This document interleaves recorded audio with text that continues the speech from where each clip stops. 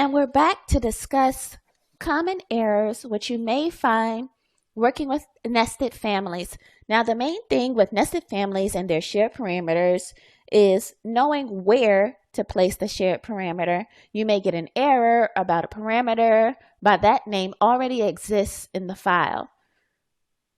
In that case, it's pretty simple. You can go back and remove it from the nested family and leave it in the hosted family.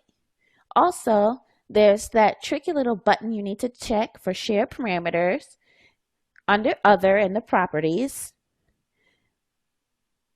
And then this one, which is something that doesn't show up as an error with Revit, you're allowed to do it, but then you're allowed or end up with an incorrect door schedule or extra information in your door schedule, and you have to figure out where is this coming from. As you can see in our door schedule, we have everything updated from our last tutorial. So if we go to the floor plan, we have a total of 8 doors here.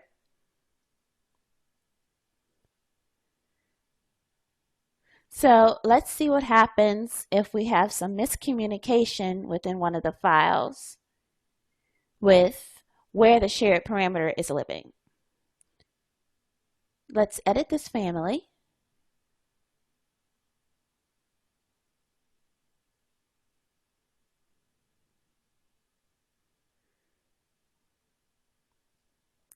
That is our single wood panel.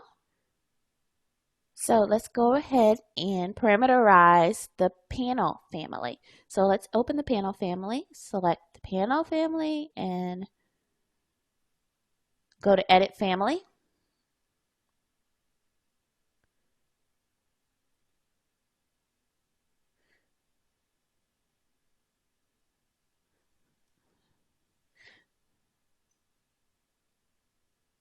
So again, like I was saying before, if we had the thought that we should just put the shared parameter all in the panel file so that we would then automatically have them in all of the files that we load the panel 1 and 2.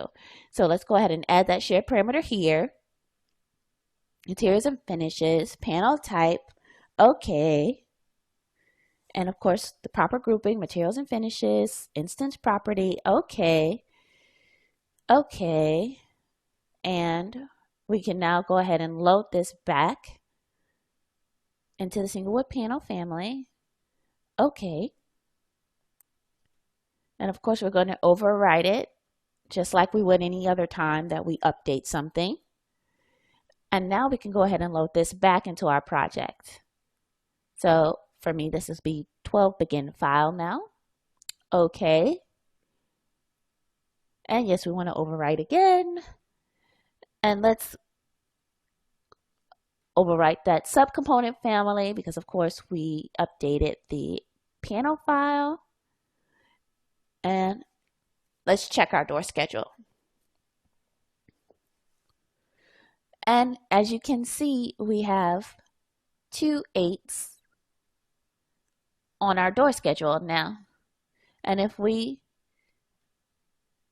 select the door number 8, panel 1, of course, that's the door that's with the group door. And just to be sure, we can go ahead and select that number 8 door and highlight it in the model to see exactly which door it is. And you can see it, yes, we were correct in our thinking that that's the one that's coming from the group single wood panel group door. So let's go ahead and select the other door number 8. And we can highlight that one in the model. And you can see that that's coming from a different door that already had a number designated to it. So if we go back to our door schedule, we can confirm that we have 2 doors in the same spot. So what we can do is, to verify that, is use the multi-category tag to get that other number. So we can go to annotate, grab that multi-category tag, and when you place it, you see that the door number, the mark, is coming out as 1, and it's still showing us the same 3, the number of panels. And of course, before, we got to this door by it being highlighted as door number 8. So we now have 2 extra doors in our file now because we have 2 instances of that single wood panel door in our model. As you can see, they're right above, one above the other, number 8 and number 9.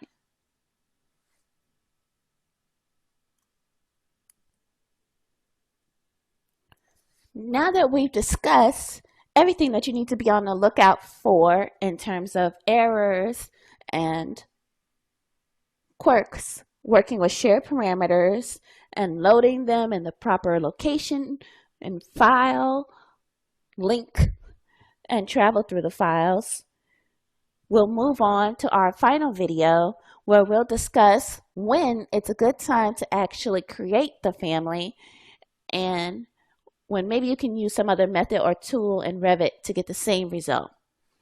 I'll see you then in the next video.